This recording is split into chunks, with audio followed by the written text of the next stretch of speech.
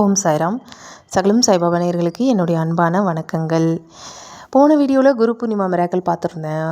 நிறைய கமெண்ட்ஸ் வந்திருந்தது, நல்லா இருக்குது அப்படின்னு சொல்லிட்டு. அதுலேயே நான் ஒரு கண்டினியூஷனோடு முடிச்சிருப்பேன். அதோடவும் இன்னும் ரொம்ப ரொம்ப அழகான ஆணித்தனமான ஒரு ப்ரூஃபோடவும் இன்றைக்கி வீடியோ இருக்க போகுது. வீடியோ மறக்காமல் லைக் பண்ணிவிட்டு சேனலை சப்ஸ்கிரைப் பண்ணிவிட்டு எல்லாருக்கும் ஷேர் பண்ணுங்கள். எல்லோரும் தெரிஞ்சுக்கிட்டு இப்போ நம்ம வீடியோக்குள்ளே போகலாமா? வணக்கம். இது சகலமும் சாய்பாபா.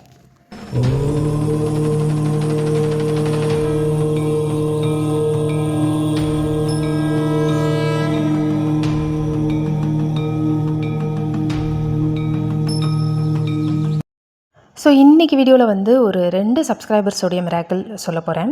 ரெண்டுமே வேறு மாதிரி இருக்கும், ஆனால் ரொம்ப ரொம்ப யூஸ்ஃபுல்லாக இருக்கும். ஒன்று பாபாவை பற்றி, ஒன்று பாபா அண்ட் அம்மனை பற்றி. ஓகே, ஸோ இப்போ வந்து ஆடி மாதம் நடக்குது அப்படிங்கிறதுனால ஒரு ப்ரூஃபான ஒரு ஆடியோ உங்களுக்கு நான் கொடுக்க இருக்கிறேன். இது போன வருஷம் நடந்த ஒரு சம்பவம். போன வருஷம் நடந்த சம்பவத்தோடைய கண்டினியூஷனை இந்த விஷயம் பார்க்க போகிறீங்க. அது கூடவே நான் போன வீடியோவில் குரு பூர்ணிமாவுக்கு சில மிராக்கிள்ஸ் சொல்லியிருந்தேன். நடந்த மிராக்கிள்ஸ்லேயே கண்டினியூஷன் சொல்லியிருந்தேன். இதோட கண்டினியூஷன் என்ன இருக்குதுன்னு சொல்லிட்டு, அது மாதிரி நம்மளுடைய சகோதரி சாய் சகோதரி அவங்க வந்து தனா, அவங்களுடைய மிராக்கிளை நம்ம நிறைய பார்த்துருக்கோம். அதோடைய கண்டினியூஷனாக குரு பூர்ணிமா அன்னைக்கு என்ன நடந்தது அப்படிங்கிறது தான் இன்றைக்கி வீடியோவில் பார்க்க போகிறோம். ரொம்ப ரொம்ப இன்ட்ரெஸ்டிங்காக வித்தியாசமாக இருக்கும்னு வச்சுக்கோங்களேன். ஸோ என்ன நடந்தது அப்படிங்கிறது ஒரு டிஸ்க்ளைமர் மாதிரி ஒரு ஷார்ட்டாக நான் ஃபஸ்ட்டு சொல்கிறேன். இப்போ வந்து நம்ம எல்லாருமே குரு பூர்ணிமாவுக்கு பாபாவுக்கு என்ன செய்யலாம், இதை செய்யலாமா, அதை செய்யலாமா, ஓடி ஓடி நம்ம வந்து பார்த்து பண்ணுவோம் இல்லையா பூஜைகள். நானுமே வீடியோவில் சொல்லியிருந்தேன். ஸோ கோயிலுக்கு போகும்போது என்றைக்குமே பாபாவை பார்க்க போகும்போது அது கோயில் அப்படின்னு நினச்சி போகாமல் நம்ம அம்மா வீடு அப்பா வீடுக்கு அப்பாவை போய் பார்க்க போகிறோம். ஸோ அம்மா வீட்டுக்கு போகும்போது நம்ம சும்மா போவோமா, ஏதாவது வாங்கிட்டு தானே போவோம். அதுபோல் அப்பாவை பார்க்க போகும்போது கண்டிப்பாக ஏதாவது வாங்கிட்டு போங்க அப்படின்னு நான் நிறைய வீடியோவில் சொல்லியிருக்கேன். ஸோ அதுபோல் சகோதரி வந்து குரு பூர்ணிமா அன்னைக்கு பாபாவை பார்க்க போகிறாங்க, கோயிலுக்கு போகிறாங்க. பட் அது வந்து ஒரு மாதிரி ஒரு அன்பிளான்டாக நடக்குது. அண்ட் அது கூடவே பார்த்திங்கன்னா அவங்க எதுவுமே வாங்கிட்டு போகலைன்னு சொல்கிறாங்க. ஸோ இதுவே அவங்களுக்கு ஒரு உறுத்தல் ஆகுது. சரி, பாபா சும்மா விடுவாரா? பயங்கர திட்டு, நல்லா திட்டி விட்டுருக்காருங்க. ஆனால் திட்டின கையோட என்ன மிராக்கிள் பண்ணார் அப்படிங்கிறத அவங்க வாய்ஸ் நோட்லேயே நீங்கள் கேளுங்க. ஓம் ஷாய்ராம். குரு பூர்ணிமா வாழ்த்துக்கள் சிஸ்டர். குரு பூர்ணிமா அதுவுமா பாபா கிட்டே நான் திட்டு வாங்கினேன்னா நீங்கள் நம்புவீங்களா? லாஸ்ட்டாக 5 டேஸாக எனக்கு சுத்தம் மேலுக்கு ரொம்ப முடியலை, ரொம்ப டயர்டாகவே ஃபீல் பண்ணேன், ரொம்ப முடியலை. ஓகே, இன்றைக்கி பாபாவை எப்படியாவது பார்த்துட்டு போன்ட்டு அடம்பிடிச்சு நான் ஹஸ்பண்ட் வந்து கூப்பிட்டு போனேன். என்னால் உடம்பு ஹெல்த் வந்து எனக்கு சரி, நான் என்னால் எதுவும் செய்ய முடியலை பாபாவுக்கு. அதனால் கடையில் ஏதாவது ஸ்வீட் வாங்கிக்கலாம், வாங்கிட்டு ஒரு மாலை, நாங்கள் எப்போவுமே பாபாவுக்கு பெரிய மாலை வாங்கிட்டு போவோம், அதே மாதிரி மாலை வாங்கிட்டு போகலாம் அப்படின்ட்டு தான் நாங்கள் இது பண்ணிவிட்டு கிளம்புனோம். போயிட்டுருக்கும்போது நான் ரொம்ப எனக்கு முடியல, நான் படுத்துகிட்டே தான் வந்தேன். கோயிலுக்கு பக்கத்தில் பாதி தூரம் வரவும் தான் எங்களுக்கு தெரியுது, ஐயோ நம்ம மாலை ஸ்வீட் எதுவுமே வாங்கலை அப்படின்றது. அப்போ ஹஸ்பண்ட் சொல்கிறாங்க, எப்போவுமே கோயில் பாபா கோயிலில் ஐயர் இருப்பார், அவங்களே ஒரு கடை வச்சுருக்காங்க, அங்கே எல்லாமே இருக்கும், நம்ம அங்கே போய் வாங்கிக்கலாம் அப்படின்றாங்க. சரி அப்படின்ட்டு நான் போகிறேன். அங்கே போனதுக்கப்புறம் பார்த்தோம்னா எங்கள் நேரமோ என்னமோ அங்கேயும் கடை பூட்டி இருந்துச்சு. எனக்கு ரொம்ப சங்கடமாக போயிடுச்சு. நான் இறங்கி வாசப்படியிலேயே நிற்கிறேன். என்னால் உள்ள கோயில் எனக்கு நேராக பாபா இருக்கார், நான் உள்ளே என்னால் நுழைய முடியலை. எனக்கு அவ்வளோ கில்ட்டியாக நான் ஃபீல் பண்ணேன். எதுவுமே இல்லாமல் நான் பாபாவை பார்க்க போனதே கிடையாது. ஒரு மாலை இல்லை, ஸ்வீட் இல்லை, ஒரு பலகாரம் எதுவுமே இல்லாமல் குரு பூர்ணிமா அதுவுமா இன்றைக்கி நம்ம பாபா அப்படி பார்க்க வந்திருக்கோமே அப்படின்ட்டு நான் தயக்கத்தில் அப்படியே நிற்கிறேன். உள்ள கால் எடுத்து வைக்க முடியல. எனக்கு அவ்வளோ சங்கடமாக இருக்குது, கில்ட்டியாக நான் ஃபீல் பண்ணுறேன். ஹஸ்பண்ட் வந்து பரவாயில்ல உள்ள வா, வரல எதுவும் நினச்சிக்க மாட்டார் வான்றார், அப்படின்னு பேசாமல் நிற்கிறேன். அப்போ வந்து எனக்கு ஞாபகம் வந்துச்சு, நான் ஹேண்ட்பேக்கில் வந்து பழம் போட்டிருந்தேன், எலுமிச்சம்பழம் எதுக்கு இருக்கட்டும்னு வீட்டிலேருந்து ஃப்ரிட்ஜிலேருந்து ஒரு 3 எடுத்து வச்சுருந்தேன். அப்போ எனக்கு ஞாபகம் வருது, எலுமிச்சம்பழம் எடுத்து வச்சோமே அப்படின்ட்டு ஹேண்ட்பேக் ஓப்பன் பண்ணி பார்க்கும்போது 3ல் 2 பழம் எடுத்ததுக்கப்புறம் சாக்லேட்ஸ் நிறையா இருந்துச்சு. என்ன சாக்லேட் எப்படின்னு பாப்பாட்ட கேட்குறேன். என் பொண்ணு சொல்கிறா, நான் தாம்மா பாபாக்காக எடுத்து போட்டேன், பாப்பாவுக்கு சாக்லேட் கொண்டு போகலாம், நான் தாம்மா ஹேண்ட்பேக்கில் எடுத்து போட்டேன்னவும் கை நிறையா சாக்லேட்டு. அது 2மே எடுத்து வச்சுக்கிட்டு எனக்கு அப்போ தான் கொஞ்சம் நிம்மதியாக இருந்துச்சு. ஐயோ இதாவது நமக்கு கிடச்சிருக்கே அப்படின்ட்டு பாப்பாவுக்கு தேங்க்ஸ் சொல்லிவிட்டு அப்படியே உள்ளே போகிறோம் சிஸ்டர். போனதுக்கப்புறம் மனசு கவலை, மாலை வாங்காமல் வந்துட்டோமேன்ட்டு. அவ்வளோ பேர் இருக்காங்க அந்த கோயிலில், ஒரு 10-15 பேர் இருந்திருப்பாங்க, வந்துட்டும் போய்கிட்டு இருந்தாங்க. அங்கே இருந்த ஐயர் எங்களை பார்த்துட்டு மாலை வாங்கிட்டு வரலையா அப்படின்னு சொல்லி கேட்டார். கேட்கவும் இல்லை சாமி நாங்கள் மறந்துட்டோம் அப்படின்னா, மறந்துட்டியா அவர் அவ்வளோ கோவமாக என்கிட்ட பேசுகிறாரு. நான் உனக்காக காலையிலேருந்து என் கழுத்தில் மாலை கூட போடாமல் உட்காந்துருக்கேன், நீ என்ன மறந்துட்டேன்னு சொல்கிற அப்படின்றாரு. நாங்கள் 2 பேரும் அப்படியே ஷாக்காகி நிற்கிறோம். பேசுனது பாபா எங்களை திட்டுறாரு. மாலை வாங்கிட்டு வரேன் நான் சொல்லியிருந்தேன், அப்படி வாங்கிட்டு வர முடியாமல் போயிடுச்சு. சத்தியமாக சொல்கிறேன் சிஸ்டர், குரு பூர்ணிமா அதுவும் பாபா காலத்தில் பூ மாலை இல்லவே இல்லை. ஒரே ஒரு ஏலக்காய் மாலை மட்டும் போட்டிருந்தாங்களே தவிர, எப்போவுமே அவர்கிட்ட வந்து மாலை இருக்கும், ஆனால் மாலை இல்லை. அவர் சொல்கிறாரு, இந்த சாமி சொல்கிறாரு என்கிட்ட, காலையிலேருந்து உட்காந்துருக்கேன், நீ பூ வாங்கிட்டு வருவேன்ட்டு நான் இன்னும் வெறுங்கலத்தோடு உட்காந்துருக்கேன், நீ என்ன மறந்துட்டேன் வந்து நிற்கிற அப்படின்னு சொல்லிட்டு, இரு நான் காலையிலே ஒரு மாலை ஒன்று எடுத்து வச்சுருந்தேன், அதை உனக்கு கொண்டு வரேன் அப்படின்ட்டு அந்த சாமி போயிட்டு உள்ள ரூம்ல இருந்து ஒரு மாலை கொண்டு வந்து, ரோசாப் மாலை கொண்டு வந்து கையில் கொடுக்குறாரு. காசே வாங்கலை சிஸ்டர், அதுக்கு அவர் வாங்கலை. கையில் கொடுத்துட்டு இருந்தா இப்போ கொடு பாபாவுக்கு, நான் போய் போடுறேன் அப்படின்றாரு. அப்புறம் எங்கள் கையால் கொடுத்து அர்ச்சனை பண்ணிட்டு வந்தோம். வந்ததுக்கப்புறம் திரும்ப நில்லு எங்கே போகிறேன்னாரு. கொஞ்ச நேரம் உட்காரு அப்படின்னாரு அந்த சாமி. சரின்ட்டு கொஞ்ச நேரம் உட்காந்துருந்தோம். உட்காரவும் அதுக்கப்புறம் துவாரகமாயி போகலாமா, ஏன்னா அந்த பாபா கோயில் துவாரகமாயி, கற்பக விநாயகர், ஹனுமான், தத்தாத்திரேயர் எல்லாருமே இருப்பாங்க. அவர் வாங்க நம்ம துவாரகமாயி உன்னை கூட்டு போகிறேன் வாங்கன்னு எங்கள் 2 பேர்த்தையும், ஹஸ்பண்ட் ஒய்ஃபு பாப்பா ஒரு பொண்ணை மட்டும் கூட்டு போயிருந்தோம். கூட்டு போயிட்டு அங்கே துணி இருக்கும். அங்கே வந்து அவ்வளோ பேர் இருக்காங்க, யாரையுமே கூப்பிடல, எங்களை மட்டும் கூப்பிட்டு மட்டையை எரிக்க வச்சாரு. இந்தாங்க உங்கள் கையால் சூடம் கொடுத்து தீப்பெட்டி கொடுத்து நீங்களே பொறுத்துங்கம்மா அப்படின்னு சொல்லி அதை இது பண்ண விட்டுட்டு திரும்ப கூட்டு போய் கற்பக விநாயகர் கோயில் போயிட்டு, ஹனுமான் கிட்டையும் போயிட்டு, தத்தாத்திரேட்டையும் கூட்டு போயிட்டு வந்துட்டு, கையில் ஒரு பழம் மாதிரி ஒன்று கொடுத்தார் சிஸ்டர். சொல்லிட்டு அது எனக்கு ஒரு பேர் சொன்னார், அந்த பேர் எனக்கு ஞாபகம் இல்லை. இது வந்து உன் வீட்டு பூஜை ரூமில் நீ வந்து பத்திரமா வச்சுக்கோ, இது இருக்கட்டும், அது என்னைக்கு வந்து கெட்டு போகுதோ அன்னைக்கு வந்து கிணத்துலையோ குளம் குட்டை அதில் போய் போட்டுரு அப்படின்னு சொல்லிட்டு அவர் என்றைக்குமே ஆசீர்வதிப்பார், என்றைக்குமே அவர் உங்கள் கூட இருப்பார். நீ எதையும் மனசில் எதுவும் நினச்சிக்கிட்டு இருக்கார, அவரோட தரிசனம், அவரோட பாதுகாப்பு உன் குடும்பத்திலே இருக்குது அப்படின்னு அந்த ஐயர் சொல்கிறார் சாமி. அப்படியே வந்துட்டு லெமன் ரைஸ் பிரசாதம் கொடுத்தாங்க சாப்பிட்டு வரையில். அப்போது நானும் ஹஸ்பண்ட் பேசிக்கிட்டே வந்தோம், என்ன இது இன்றைக்கி இவ்வளோ அதிசயமாக நடந்துச்சு அப்படின்ட்டு. அவர்கிட்ட பிளெஸ்ஸிங்ஸ் வாங்கினோம். நாங்கள் மாலை மறந்துட்டு போனதுனால நல்லா திட்டும் வாங்கினோம் பாபா கிட்ட. இந்த இடத்துல நீங்கள் நோட்டீஸ் பண்ணணும், பேசுனது பூஜாரி இல்லை, பாபா. அதாவதுங்க, இது எல்லாமே பாபாவோட பிளான் தான். மறக்கடைச்சது பாபா, கடையை மூட வச்சது பாபா, மாலை வாங்க விடாமல் தடுத்து நிறுத்தி, வேணும்னே மாலை இல்லாமல் மொட்டையாக உட்காந்துருந்து, அதுக்கப்புறம் வேணும்னே வசப்பாடுறது, திட்டிட்டு அதே மாலையை அவங்களுக்கு அன்பாக கொடுக்குறாரு. ஏன் அதை கொடுக்கணும்?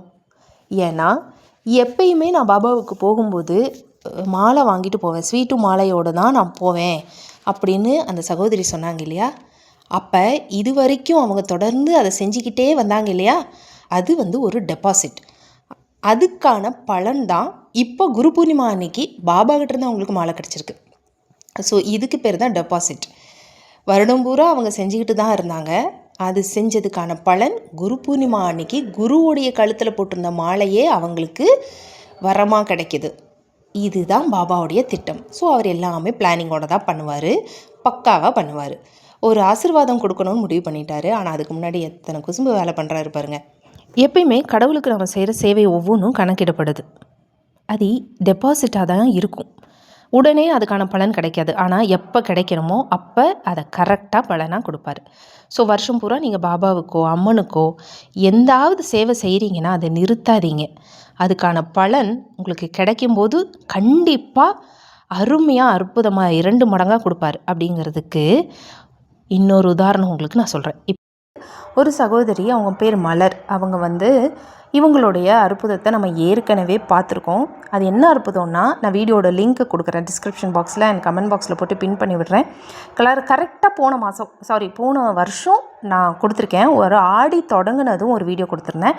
அதில் வந்து சகோதரியோட கனவில் நான் வந்திருந்தேன், பாபா வந்திருக்காரு, அப்புறம் அம்மன் வந்திருக்காங்க. இவங்க எங்கள் 3 பேர்த்த வச்சும் அந்த சகோதரிக்கு ஒரு கனவு வந்திருக்கும். அந்த கனவுக்கு அர்த்தம் என்னென்னு அவங்களுக்கு புரியாமல் என்கிட்ட கேட்டிருப்பாங்க. நான் அதுக்கு விளக்கம் கொடுத்துருப்பேன். என்ன விளக்கம் அப்படின்னு பார்த்தீங்கன்னா, அந்த சகோதரிக்கு திருமணம் ஆகாமல் இருந்திருக்கு. ரொம்ப வருஷமாக திருமணம் தடை வந்து ஏற்பட்டுக்கிட்டே இருந்திருக்கு. அப்போ ஆடி 1ஆம் தேதி அவங்களுக்கு ஒரு அழகான கனவு வருது. அந்த கனவு என்னங்கிறத வீடியோவை போய் பாருங்கள். அப்போ அவங்களுக்கு நான் வந்து ஒரு அட்வைஸ் பண்ணேன். என்னென்னா, ஆடி மாதம் தொடங்கினதுமே நீங்கள் 4 எல்லா வெள்ளிக்கிழமையும் வெள்ளை மஞ்சள் மாலை அண்டு வெத்தலை மாலை, இது அப்புறம் கனி எலுமிச்சம்பழம், இதில் எல்லாம் வந்து ஒரு தாம்பூல மாலை வந்து நான் சொல்லியிருந்தேன் இல்லையா, நான் எப்போவுமே ஃபாலோ பண்ணுவேன்னு. அந்த மாலையை ஒவ்வொரு வாரமும் செஞ்சு கொண்டு போய் அம்மனுக்கு போடுங்க. கண்டிப்பாக திருமண தடை நீங்கி உங்களுக்கு கல்யாணம் ஆகும். அதுக்கான வழியை தான் பாபா உங்களுக்கு காட்டி கொடுத்துருக்காரு அப்படின்னு அந்த கனவுக்கு நான் ஒரு அர்த்தம் சொல்லியிருந்தேன். இது போன ஆடியில் நான் சொன்னது, சரிங்களா? போன வருஷம் ஆடியில் இந்த பொண்ணுக்கு நான் சொன்னேன். இந்த வருஷம் இப்போ ஆடி நடந்துக்கிட்டு இருக்கு.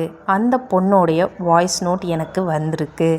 அதில் என்ன அவங்க சொல்லியிருக்காங்க அப்படின்னு நீங்களே கேளுங்க.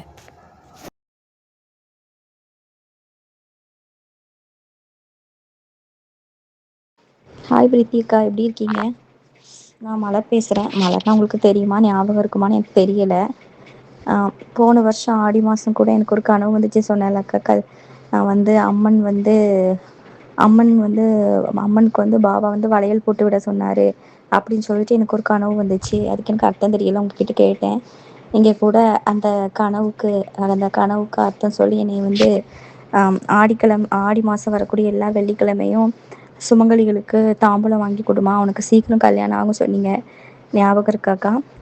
எனக்கு போன வருஷம் ஆடி மாதம் கனவு வந்துச்சு. பாபா கனவுல வந்து சொன்னார். அதே மாதிரியே எனக்கு கல்யாணம் ஆயிடுச்சுக்கா. எனக்கு கல்யாணம் ஆகி இப்போ நான் 4 மாதம் ப்ரெக்னெண்ட்டாக இருக்கேன்க்கா. இந்த சந்தோஷமான விஷயத்த உங்ககிட்ட சொல்லணும் அப்படின்னு சொல்லிட்டு நான் ரொம்ப நாள் ஆசைப்பட்டேன். உங்களுக்கு மெசேஜ் கூட அனுப்பிச்சேன், நீங்கள் அதுக்கு எந்த ரிப்ளையும் பண்ணல. சரி, வாய்ஸ் மெசேஜ் ஆச்சு அக்காவுக்கு போடலான்னு சொல்லிட்டு தான்க்கா இந்த வாய்ஸ் மெசேஜ் போடுறேன். பாபா கனவுல வந்து சொன்ன மாதிரியே எனக்கு வந்து கல்யாணம் ஆகி இப்போ நான் கன்சீவாக இருக்கிறேன்க்கா. அதை உங்ககிட்ட ஷேர் பண்ணணுன்னு தான் அந்த வாய்ஸ் மெசேஜ் அனுப்பிச்சேன்க்கா. பாபாவுக்கு ரொம்ப ரொம்ப ரொம்ப ரொம்ப நன்றி. அந்த கனவை எக்ஸ்பிளைன் பண்ணி அந்த அர்த்தம் தெரியாமல் இருக்கும்போது அந்த பரிகாரத்தை பண்ண வச்சு உங்களுக்கும் ரொம்ப ரொம்ப ரொம்ப ரொம்ப நன்றிக்கா. இதை கண்டிப்பாக நம்ம சேனலில் சொல்லுங்கக்கா. எவ்வளோ பெரிய ஒரு அதிசயம் என் வாழ்க்கையில் நடந்திருக்கு. போன வருஷம் ஆடி மாதம் இந்த மாதிரி கனவு வந்து பாபா எனக்கு உணர்த்தினார். இந்த மாதிரி பண்ணுன்னு சொல்லிட்டு எனக்கு உணர்த்தினார். நீங்கள் சொன்னீங்கன்னா அதே மாதிரி கோயிலில் போய் தாம்பூலம் வாங்கி கொடுத்தேன். அந்த ஆடி மாதம் ஃபுல்லுமே தாம்பூலம் வாங்கி கொடுத்தேன். அவர் சொன்ன மாதிரியே எனக்கு அந்த கனவு வந்து 4 மாதத்துல எனக்கு என்கேஜ்மெண்ட் ஆகிடுச்சுக்கா. இப்போ எனக்கு மேரேஜ் ஆகி 5 மாதம் ஆகுது. இப்போ நான் 4 மாதம் ப்ரெக்னெண்ட்டாக இருக்கேன்க்கா. ரொம்ப ரொம்ப வார்த்தையால் என்னால் சொல்ல முடியலை. போன வருஷம் ஆடி மாதம் உங்ககிட்ட பேசும்போது இந்த ஆடியில் எனக்கு கல்யாணம் ஆகி குழந்தையே ஆயிரும் நான் கனவுல கூட நினச்சி பார்க்கல. அவ்வளோ பெரிய அதிசயம் எனக்கு நடந்திருக்கு. அதுவும் எனக்கு அற்புதமான வாழ்க்கையை பாபா கொடுத்துருக்காரு. ரொம்ப ரொம்ப ரொம்ப ரொம்ப அற்புதமான வாழ்க்கை. அப்படி ஒரு கணவர், அப்படி ஒரு குடும்பம், அப்படிப்பட்ட ஒரு வாழ்க்கை எனக்கு கொடுத்துருக்காருக்கா. அதனால் பாபாவுக்கும் நன்றி, உங்களுக்கும் ரொம்ப ரொம்ப நன்றி. அதே மாதிரி என் கனவுல வந்து அந்த அம்மனுக்கு அந்த தாய்க்கும் ரொம்ப ரொம்ப ரொம்ப ரொம்ப நன்றிக்கா. அந்த அதிசயத்தை சொல்லுங்கள், கண்டிப்பாக நம்ம சேனலில் சொல்லுங்கக்கா. ஆடி மாதம் பிறந்தவொடனே எனக்கு ஞாபகம் வந்துருச்சு, இதை எப்படியாச்சும் உங்ககிட்ட சொல்லணும்னு நான் நினச்சாதான் சொல்லிட்டேன்க்கா. கண்டிப்பாக நம்ம சேனலில் இதை சொல்லணும். நீங்கள் நினச்சிங்கன்னா சொல்லுங்கக்கா. உங்ககிட்ட என்ன சொல்லணும்னா சொல்கிறது, உங்களுக்கு நன்றி இல்லாத சொல்லணும், மகிழ்ச்சி. பாபாவுக்கு நன்றி இந்த மாதிரி சொல்லணுன்றதுக்காக அவங்க கடைசியாக அதுக்காக சொன்ன தான் அந்த அந்த வாய்ஸ் வார்த்தைகளை மெசேஜ் கேட்கும்போது அனுப்பிச்சிருந்தேன்க்கா. ரொம்ப தாமதமாக கல்யாணம் ஆகுது. நிறைய வாட்டி கல்யாணம் தள்ளி போகுது, ரொம்ப லேட்டாக ஆகுது. ஆனாலும் ஒரு பெஸ்ட் லைஃப்பை பாபா கொடுத்துருக்காருன்னு அவங்க சொன்னாங்க பார்த்தீங்களா, அந்த வார்த்தையில் தான் நான் ரொம்ப நெகிழ்ந்து போனேன். ஸோ லேட்டாக கிடைச்சாலும் லேட்டஸ்ட்டாக கிடைக்கும்னு சொல்லுவாங்கள்ல, அது மாதிரி தான் பாபா எப்பயுமே ஒரு விஷயத்தை தாமதிப்பார். ஆனால் அவர் தாமதித்தாலும் அது ரொம்ப வர்த்தாக இருக்கும்னு வச்சுக்கோங்களேன். ரொம்ப வர்த்தாக இருக்கும். என்னடா வாழ்க்கை நமக்கு தோணும். ஆனால் அதுக்கப்புறம் அவர் கொடுத்தாரு அப்படின்னா அந்த காத்திருப்புக்கு அப்புறம் கிடைக்கிற அந்த பலன் இருக்கு இல்லைங்களா, அது ரொம்ப சுகமாக இருக்கும். எப்பேற்பட்ட கணவன், அழகான கணவர், அழகான குடும்பம், அழகான வாழ்க்கை, எனக்கு அப்படி ஒரு வாழ்க்கையை பாபா அமைச்சு கொடுத்துருக்காருன்னு வாய் நிறைய ஒரு பக்தர் சொல்லும்போது, அந்த வார்த்தைகளை கேட்கும்போது பாபாவுக்கே ரொம்ப சந்தோஷமாக இருந்திருக்கும் இல்லையா? நம்ம ஒரு நல்லது செஞ்சு அந்த நல்லதை யாராவது நம்ம முகத்துக்கு நேராக சொன்னால் நமக்கு எவ்வளோ சந்தோஷமாக இருக்கும். அதே போல் மகிழ்ச்சி பாபாவுக்கு இருந்திருக்கும். இதை கேட்ட எனக்கு எல்லையில்லா மகிழ்ச்சி. ஏன்னா இந்த கனவுக்கு அர்த்தம் என்னக்கா, என் கனவில் நீங்கள் வந்தீங்க, பாபா வந்தார், என்னமோ சொன்னீங்க, எனக்கு புரியலை அப்படின்னு எக்ஸ்ப்ளனேஷன் கேட்டவங்களுக்கு நான் ஒரு பரிகாரம் மாதிரி ஒன்று விஷயத்த சொல்கிறேன், ஒரு விளக்கம் சொல்கிறேன். அதை அந்த பொண்ணு ஸ்ட்ரிக்டாக ஃபாலோ பண்ணியிருக்கு பாருங்கள். ஆடி மாதம் ஃபுல்லாக நான் என்ன செய்யணும்னு சொன்னேனோ அதை ஸ்ட்ரிக்டாக ஃபாலோ பண்ணியிருக்காங்க. ஆனால் ஃபாலோ பண்ணதுக்கான பலன் உடனடியாக அந்த அம்மன் கொடுத்துருச்சு. அப்படிங்கிற போது நினச்சி பார்த்துக்கோங்க, ஆடி மாதம் எத்தனை சக்தி வாய்ந்தது அப்படின்னும்.